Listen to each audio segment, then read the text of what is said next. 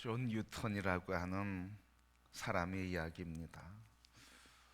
7살 때 어머니를 먼저 떠나 보내고 부터 17살에 아버지가 이끄는 배를 따라다니면서 험한 삶을 살기 시작했습니다. 이때 배를 타면서부터 온갖 악행을, 죄를 범하면서 방탕한 삶을 살기 시작했는데, 그가 나중에는 노예를 팔고 사는 노예 생선을 이끌게 되고 노예 매매상이 되었습니다. 그런데 어느 날 항해하던 중에 풍랑을 만나서 죽을 위험에 처하게 됐습니다. 그때 뉴턴이 처음으로 하나님의 심판에 대한 두려움을 경험하게 되고, 그때 처음 비로소 인생의 살아온 삶을 돌아보게 되었습니다. 그러면서 마지막으로 기도했습니다. 하나님, 자비를 베풀어 주옵소서. 한 번만 살려주시면 이 죄악된 삶을 끊겠습니다. 그래서 어떻게 해서 풍랑을 벗어났는데, 풍랑만 벗어난 게 아니라 하나님을 찾고 살려달라고 죄된 삶을 떠나겠다고 하는 것까지도 잊어버리게 됐습니다. 그렇게 계속 죽을 고비를 넘기고 하나님 앞에 살려달라고 내가 죄된 삶을 떠나겠다고 했지만 계속 그런 방탕의 삶을 살다가, 그런데 어느 날 한 권의 책을 만나게 됐습니다. 그것은 토마스 아 캠피스가 쓴 그리스도를 본받아라는 책입니다. 이 책을 읽으면서 비로소 자신의 깊은 죄가 무엇인지를 깨닫게 되고, 그때 비로소 참 회개하는 경험을 하게 되었습니다.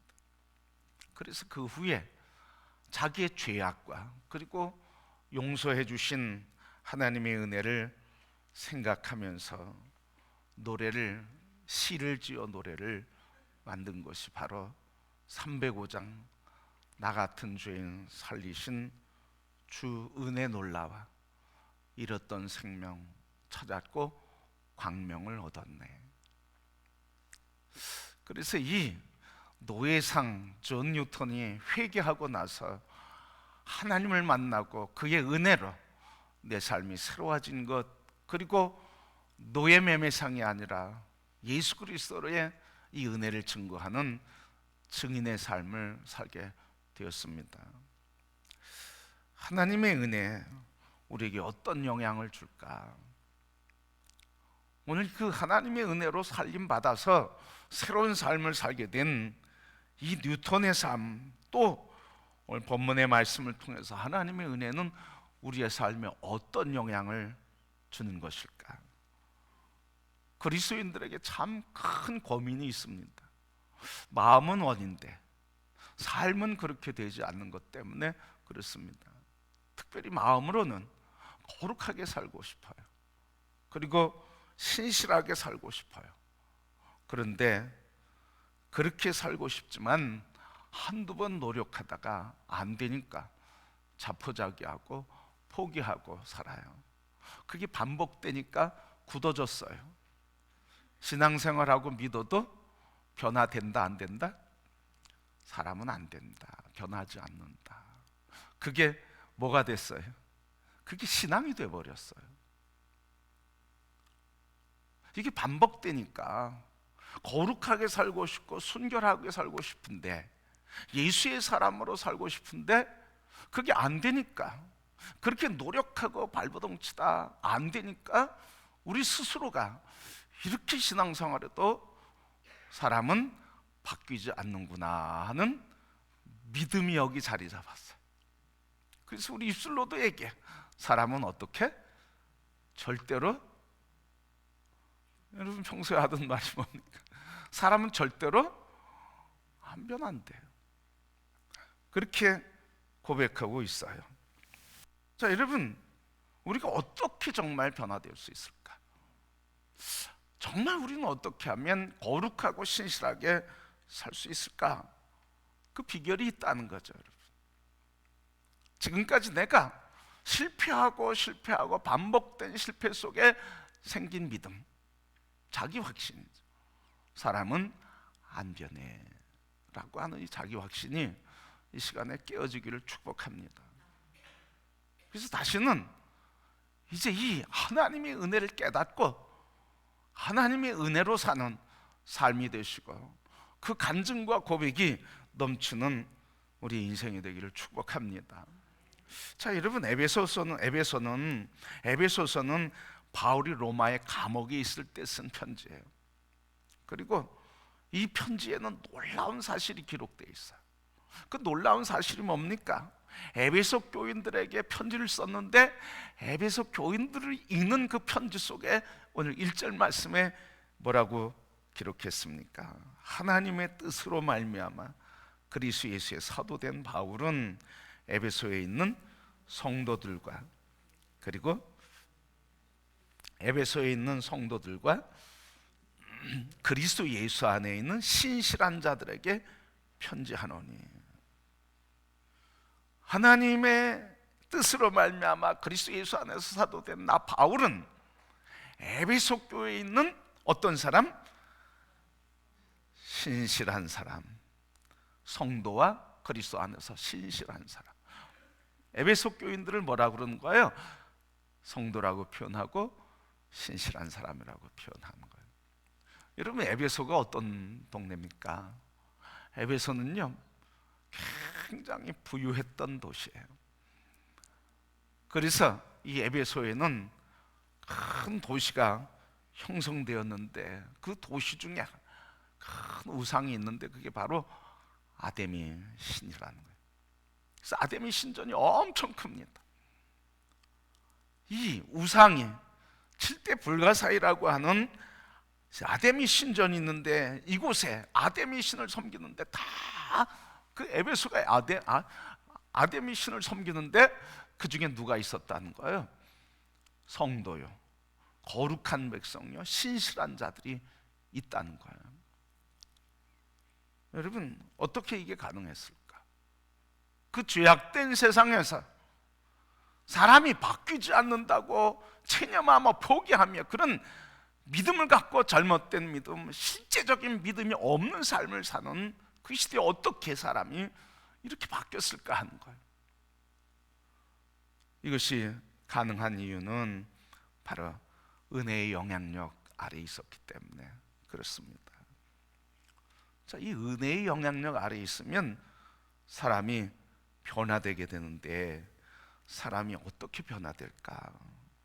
여러분, 은혜의 영향력 아래 사람이 변화된 증인이 누굽니까? 그게 바울이에요. 그게 바울이에요. 오늘 1절 말씀에 보면 이렇게 기록됐습니다. 하나님의 뜻으로 말미암아 그리스도 예수의 사도된 바울. 바로 하나님의 뜻으로 말미암아 그리스도 예수의 사도가 됐다는 거예요. 다시 이야기하면 바울을 부를 때 앞에 반드시 사도라고 부름받는데 바울은 이 일을 위해서 부름받았다는 거예요. 그런데 그 사람이 어떤 사람이었습니까? 다소라고 하는 로마 점령지에서 태어나서 로마의 시민권을 가지고 있었던 사람이에요. 교육에 열심히 한 아버지로 인해서 당대에 가장 유명하다고 하는 가말리엘 문화 생으로서 하나님의 말씀을 공부한 사람이에요. 그런데 성경을 배우면서도 하나님을 깨닫지 못하고 성경의 지식이 도리어 뭐한 거예요? 하나님의 사람 예수 그리스도의 사람을 잡아 죽이는 일에 성경 지식이 쓰임 받았다는 말이죠. 하나님이 이러한 사울에게 은혜를 베푸셔서 바울로 바꾸신 거예요. 아닙니까? 다메섹으로 가는 그 길목에서 예수님이 그를 만나 주시고 나는 네가 박해하는 예수라고 한 주님을 만난 그 이후, 그래서 예수님을 만난 이후에 바울이 나 같은 죄인을 십자가에서 예수 그리스도께서 피값을 흘리고 대신 짐을 짊어지고 용서해 주셨다고 하는 것, 그래서 내가 살 수 있는 것은 바로 예수 그리스도의 은혜, 예수 그리스도 안에서 하나님의 사랑과 은혜로 산다 하는 고백을 하게 된 것입니다. 뭐가 바울을 바꾼 거예요, 여러분? 하나님의 은혜가 사람을 바꾼 거죠. 하나님의 은혜가 사람을 바꿔버리는 거예요. 어떤 사람은 신앙생활하면서도 아까 말씀드린 것처럼 전능하신 하나님을 믿으면서도, 믿는다고 말하면서도 실질적인 불신앙에 빠져 살아가는 사람이 있어요. 하나님 전능하십니다, 창조주이십니다, 아멘 하면서도 사람은 안 변해. 이걸 뭐라 그러냐면 실제적인 불신앙이라는 거예요. 입으로는 믿는다고 그렇게 고백하면서도 실제의 삶에서는 하나님의 전능하심을 믿지 않는단 말이죠. 그래서 실제적인 불신앙이라는 거예요. 그러니까 실제적인 불신앙이 가지니까 변하지 않는다고 생각하니까 그렇게 포기하고 사는 거죠. 그러면서 사람은 다 그래, 그렇게 얘기하는 거죠. 여러분, 사람은 절대 변하지 않습니까? 그 말이 맞습니까? 그렇습니까? 정말 변하지 않습니까? 하나님의 전능하심을 믿습니까? 하나님의 전능하심을 만홀히 여기지 마시길 바랍니다. 우리가 사람은 안 변해, 이 말은 하나님의 이름을 망령되게 여기는 거예요. 하나님의 전능하심에 도전하는 거예요. 하나님이 우리를 새롭게 하시고 나 자신도 그리스도 예수 안에서 새롭게 됐는데 그것을 믿지 못하고 고백하지 못하는 이유는 한 가지예요. 뭐예요? 내가 그 은혜를 체험했으면서도 체험한 걸 모르기 때문에 그렇죠. 하나님은요, 우리에게 은혜를 베푸시고요, 은혜를 베푸시는데 한 사람 한 사람 훈련시키질 않으셔요. 훈련은 누가 하는 겁니까? 훈련은 하나님이 하시는 게 아니고요, 훈련은 내가 하는 거예요. 하나님 말씀 앞에, 주님이 선포하신 그 말씀 앞에 순복해가고 나를 죽여가고 나를 십자가에 못 박는 것, 그래서 난 죽었다고 선포하고 그 사랑 안에 순복하며 살아가는 건 누가 하는 겁니까? 내가 하는 거예요. 내가 십자가에 새롭게 하시는 데를 믿는 믿음으로 나를 순복시켜가는 거죠. 그러면 말씀을 순복해가는 거죠. 그러면 그 말씀의 능력이 나를 만들어가고 창조해가는 거예요. 하나님의 말씀이 창조의 능력이심을 믿습니까? 하나님이 천지를 창조하신 것을 믿습니까? 하나님의 말씀이 능력이에요. 그러니까 그 말씀이 내 안에 들어오면 내 안에서 창조의 역사를 이루시는 거예요. 없는 것을 있게 하시는 거예요. 불가능을 가능하게 하시는 거예요. 그런데 우리가 실제적인 불신앙에 빠져서 사람은 안 변한다고 자꾸 불신앙을 고백하니까 변해, 안 변해? 안 믿으니까 안 변하는 거죠, 여러분. 믿지 않으니까 안 변하는 거죠, 여러분. 전능하신 하나님을 신뢰하지 않으니까 역사가 안 나타나는 거죠. 신앙생활 한다고 하면서도 우리 안에 우리도 모르게 무의식 중에 이런 실제적인 불신앙이 나를 사로잡을 때가 있다고 하는 것을 우리가 분명하게 바라봐야 돼. 마귀가 자꾸 우리의 부정적인 생각, 불신의 생각을 우리에게 자꾸 집어넣어 주는 거예요. 그러면서 우리도 모르게 마귀의 역사에 따라가고 지배를 받고 불신앙의 얘기를 해요. 그리스도 예수 안에서, 하나님의 교회 안에서, 그리스도 예수 안에 있는 거룩한 백성들로서 우리 하나님은 전능하심을 믿습니다. 그분 창조주임을 믿습니다. 아멘. 그분은 나를 고치시는 거예요. 새롭게 하시는 거예요.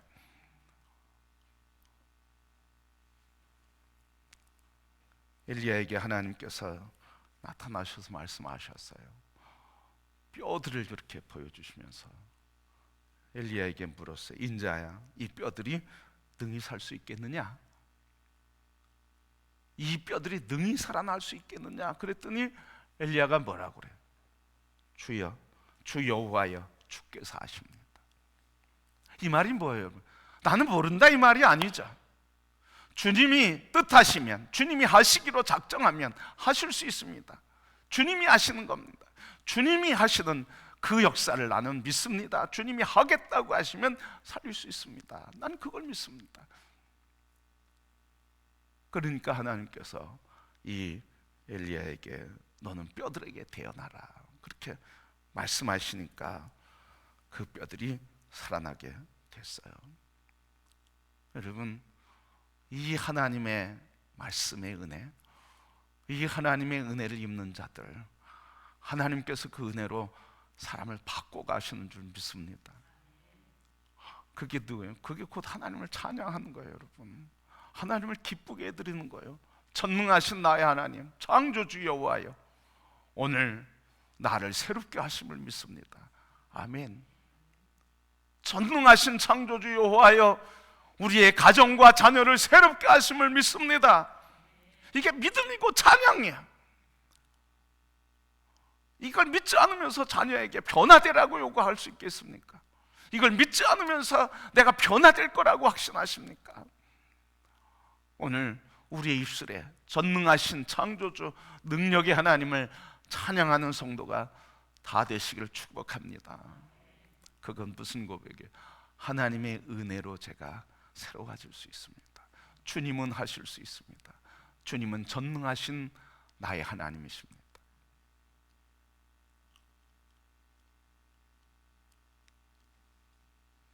이 하나님이 나의 하나님이에요. 이 은혜를 지배받으면, 이 은혜 안에 있으면 사람이 어떻게 바뀔까? 오늘 본문의 말씀 보면 이 은혜의 지배를 받으면 어떤 사람으로 변하는지를 보여주고 있어요. 3절 말씀 뭐라고 기록되어 있습니까? 찬송하리로다. 하나님 곧 우리 주 예수 그리스도의 아버지께서 그리스도 안에서 하늘에 속한 모든 신령한 복을 우리에게 주시니라. 14절 말씀까지 이 하나님의 역사하심을 찬송하고 있어요.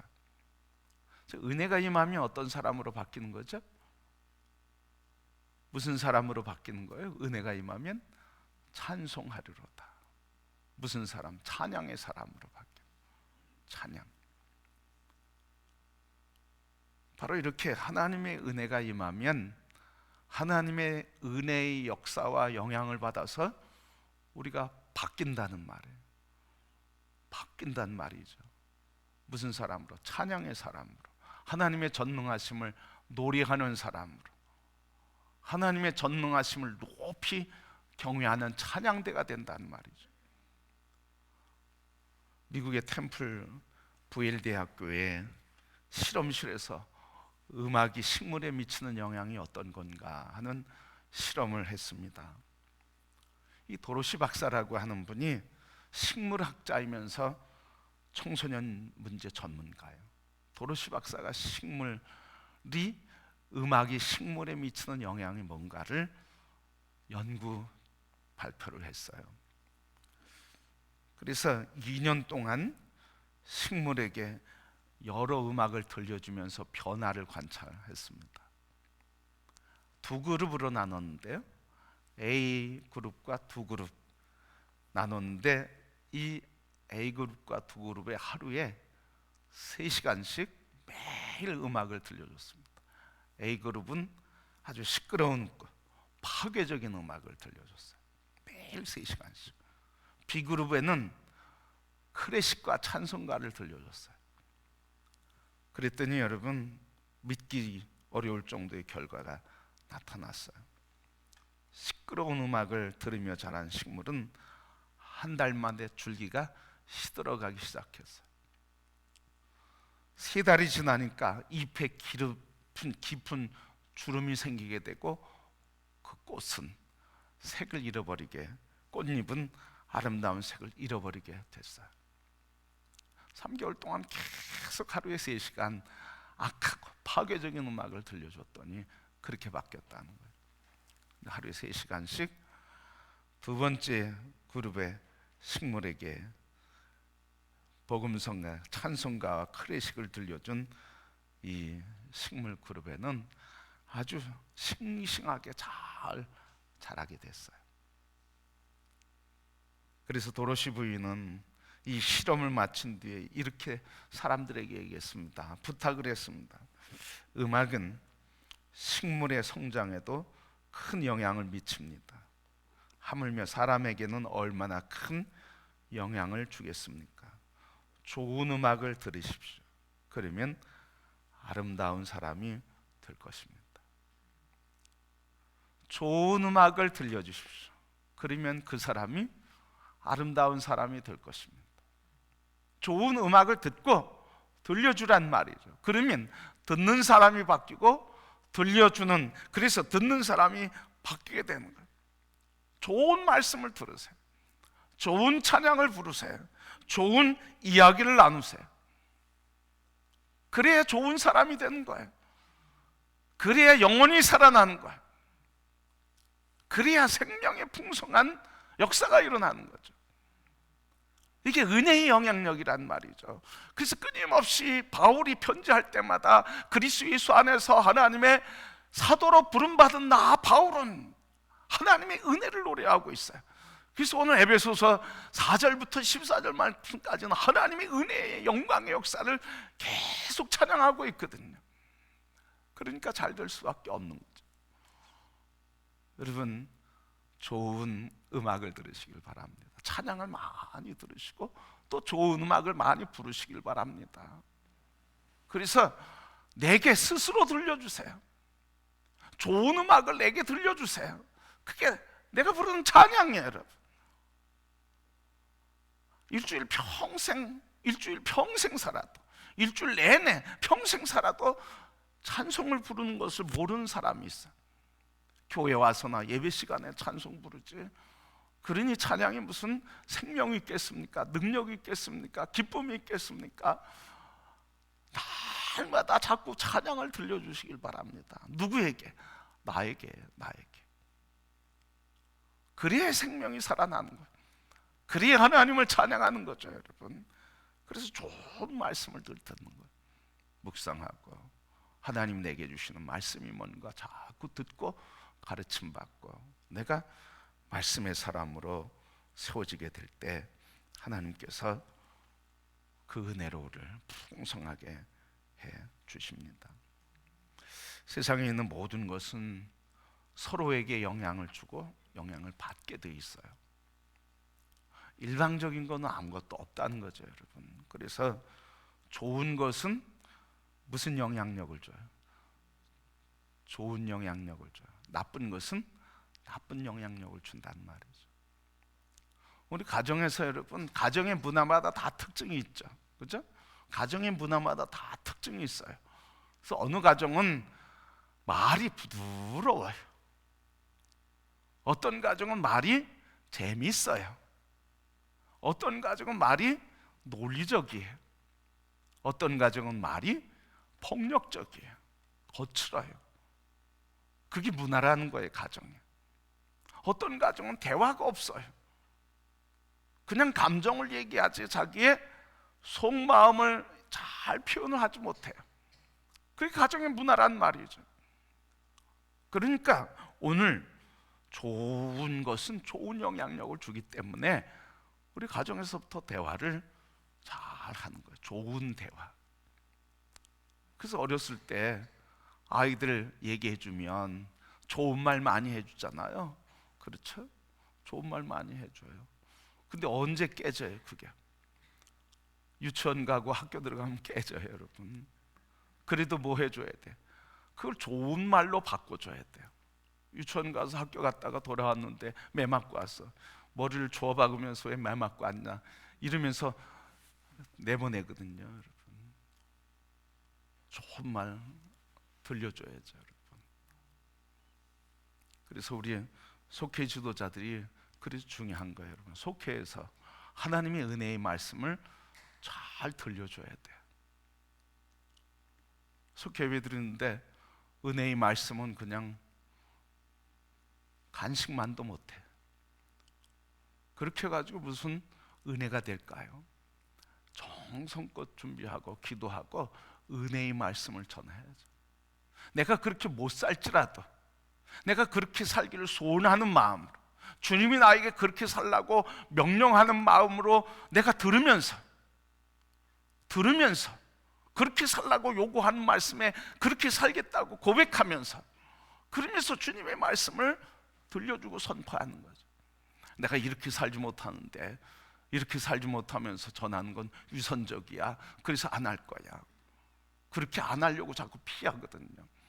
그런데 여러분, 그건 주님이 기뻐하지 않으시는 거예요. 그 말씀이 먼저 그럼 나에게 가르쳐 주는 거예요. 이렇게 너가 먼저 살아라, 가르쳐 주는 거죠. 그러면 고백하는 마음으로, 주님, 제가 이렇게 살기를 소원합니다, 그리고 이 삶이 우리 속해서 함께 이루어지길 원합니다 하면서 말씀을 믿음으로 가르치고 믿음으로 말씀을 선포해야죠. 선포하고도 나서 이렇게 못 사는데 뭐 이러면 안 되잖아요. 그래서 속회에서 우리 속회 인도자들이 말씀을 믿는 믿음으로 전하는 거예요. 저도 설교를 하면서 부끄러울 때가 있단 말이죠. 이렇게 못 사는데 이 말씀을 전하라고 주실 때, 이 말씀을 제게 주시는 말씀이다 그러면서 제게 설교할 때도 많아요. 그런데 제가 못 산다고 하나님 주신 말씀을 선포하지 않으면 하나님의 일을 이루지 않는 거잖아. 그러니까 회개하는 마음으로, 이렇게 살기를 소원하는 마음으로, 결단하는 마음으로 내게 주시는 말씀이라고 아멘 하면서 말씀을 선포하는 거예요. 속회 인도자도 마찬가지예요. 하나님의 말씀 내게 주신 것을 자꾸 들려줘서 그렇게 살기를 고백하고 결단하면서 증거하게 될 때, 그 좋은 하나님의 말씀이 우리에게 선한 영향력을 미치게 되는 줄 믿습니다. 그래서 은혜는, 하나님께서 사람을 살리고 사람에게 끼치는 하나님의 은혜는 돈으로도 살 수 없어요. 우리의 노력으로도 살 수 없는 거예요. 그 어떤 노력으로도 얻을 수가 없어요. 그 은혜는 하나님께서 그냥 우리에게 값없이 주셨단 말이죠. 값없이 주신 은혜. 그 은혜 아래 들어가면 우리를 찬양의 사람으로, 그 은혜 안에 들어가면 우리를 새 소망의 삶으로, 죄와 사망의 권세에서, 그리고 옛사람의 부패하고 타락한 삶의 습관에서, 그리고 썩어져가는 옛 자아에서, 거기서 벗어나 나를 새롭게 해가는 놀라운 은혜를 베풀어 주시는 줄 믿습니다. 여러분, 이 은혜를 믿는 믿음의 사람으로 하나님의 은혜의 영향력은 나를 바꾼다, 사람을 바꾼다. 그래서 은혜 안에서 나를 순복해 가는 거예요. 십자가 예수 사랑해서 나가 십자가에 죽었습니다, 그렇게 선포하기를 바랍니다. 그러면 그 말이 하나님의 귀에 들어가고, 그 귀에 들으신 하나님께서 그 말씀이 내 안에서 능력이 돼서 나를 바꿔 가시는 거예요. 그래서 하나님이 바꿔 가시고 내 마음에 가르쳐 주실 때 우리가 할 수 있는 것 한 가지밖에 없어요.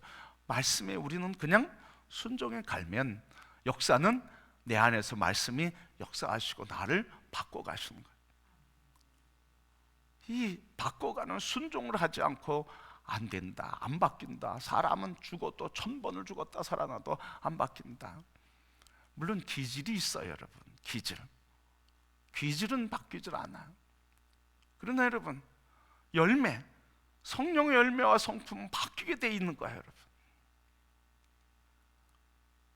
그러기에 여러분, 기질이 나쁘고 좋은 기질이 없어요, 여러분. 다 하나님의 성령에 붙들 때 성령의 열매 맺는 성품을 그 기질에 따라서 다양하게 나타내 쓰게 하시는 것일 뿐이죠, 여러분.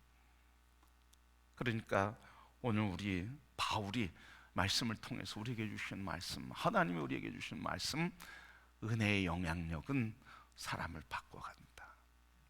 그래서 그 은혜의 영향력 안에 들어가면, 십자가의 사건 안에 들어가면, 말씀의 능력 안에 들어가면, 말씀이 내 안에 들어오고 내가 그리스도 안에 들어가면, 내 안에 계신 그리스도, 내 안에 계신 말씀이, 내 안에 계신 십자가의 능력이 나를 바꿔가고 우리를 바꿔가고, 그리고 역사를 바꿔가는 놀라운 증거를 보여주시는 줄 믿습니다.